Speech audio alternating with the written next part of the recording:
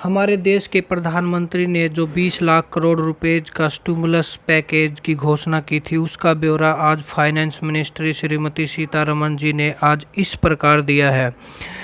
उन्होंने ये बताया है कि जो पैकेज सबसे पहले 1.70 लाख करोड़ का पैकेज दिया गया था वो कंटिन्यू रहेगा नेक्स्ट 3 मंथ के लिए।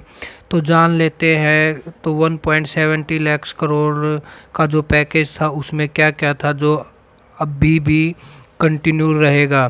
तो 1.70 लाख करोड़ में जो कि इंश्योरेंस कवर था 50 लाख का हेल्थ वर्कर के लिए, और 5 KG weeds along with 1 KG dal free of cost मिलता था। और जन धन अकाउंट के तहत जो 500 रुपये 3 महीने के लिए अकाउंट में आता था वो भी कंटिन्यू रहेगा। इसके साथ ही गैस सिलेंडर और जो मनरेगा वर्कर के वेजेज बढ़ाए गए थे। इसके साथ ही जो एक्स ग्रेशिया जिसको पेंशन मिलती थी, दिव्यांग सिटीजन एंड जो विडो उनको मिलती थी वो भी अभी कंटिन्यू रहेगी।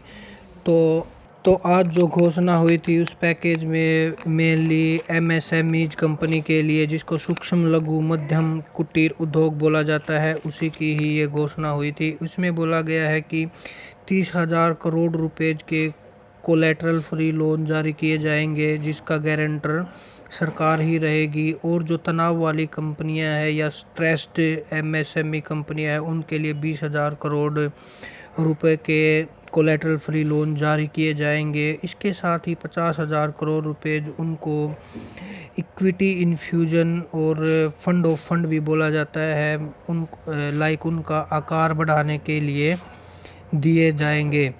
और इसमें एमएसएमईज कंपनी की परिभाषा को भी बदल दिया है, जैसे कि उससे पहले माइक्रो उद्योग का ले तो उसमें अप टू 25 लाख का जो इन्वेस्टमेंट होता था उसको माइक्रो बोला जाता था। और स्मॉल की बात करें तो स्मॉल में 25 लाख से 5 करोड़ रुपीज़ का इन्वेस्टमेंट अगर होता था तो उसको स्मॉल उद्योग बोला जाता था। और मीडियम की बात करें तो 5 करोड़ से 10 करोड़ तक के इन्वेस्टमेंट वाली कंपनियों को मीडियम उद्योग कंपनियां बोली जाती थी। बट आज उसकी परिभाषा को भी बदल दिया गया है। इसमें माइक्रो में 1 करोड़ तक के इन्वेस्टमेंट का प्रोविज़न रखा गया है और स्मॉल में 10 करोड़ और इसके साथ ही मीडियम में 20 करोड़ तक के लागत वाले इक्विपमेंट या कंपनियों को मीडियम कंपनियां बोले जाएंगे। और एक बड़ा स्टेप और लिया गया है, 200 करोड़ तक के जो टेंडर होते थे उनको ग्लोबल कर दिया जाता था। बट अभी 200 करोड़ तक के जो टेंडर होंगे वो ग्लोबलाइजेशन नहीं होगा, वो स्वदेशी कंपनियों को ही उनका ऑर्डर मिलेगा।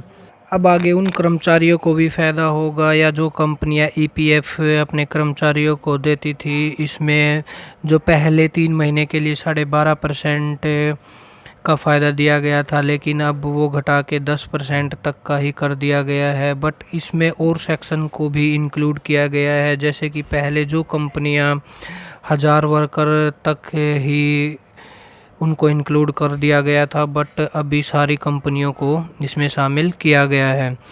और नेक्स्ट देखते हैं जो 30,000 करोड़ रुपए का पैकेज दिया गया है वो एनबीएफसी, एचएफसी, एमएफआई कंपनियों के लिए दिया गया है। और बात करें तो ताकि जो ये नॉन बैंकिंग फाइनेंशियल कंपनियां हैं उनके पास में पैसा रहे और ये पैसा भी आगे ताकि ये सस्ते लोन दे सके और मार्केट में पैसा आ सके। इसके साथ ही 45,000 करोड़ रुपए का जो गारंटी है वो सरकार की ही रहेगी और इसमें जो फर्स्ट 20% का लॉस है वो सरकार ही बियर करेगी। इसके साथ ही 90,000 करोड़ रुपए जो डिस्कॉम कंपनियों के लिए दिया गया है या जो कंपनियां पावर जनरेट करती हैं उनके लिए भी दिया गया है, ताकि ये पावर की सप्लाई और बिजली वितरण भी बोल सकते हो जारी रहे। और इसमें एक और स्टेप लिया गया है, जो कॉन्ट्रैक्टर थे जिन्होंने कॉन्ट्रैक्ट लिया है और जिनका कॉन्ट्रैक्ट ख़त्म होने वाला है उनकी अवधि अगले 6 महीने तक और बढ़ा दी गई। और रियल एस्टेट के लिए ये लाइक रियल एस्टेट को भी तो लॉस हुआ है ना, और रियल एस्टेट के लिए उन्होंने ये बोला है कि जो भी रजिस्ट्रेशन करवाए गए थे उनका एक्सटेंशन 6 महीने के लिए दिया गया है, और वो भी विदाउट इंडिविजुअल की एप्लीकेशंस के लिए ही किया जाएगा। और टीडीएस और टीसीएस की बात करें तो उसमें रेट जो कम कर दिए गए हैं, जो भी एग्जिस्टिंग रेट थे उसमें 25% कम कर दिया गया है, और ये नेक्स्ट 31 मार्च 2021 तक जारी रहेगा।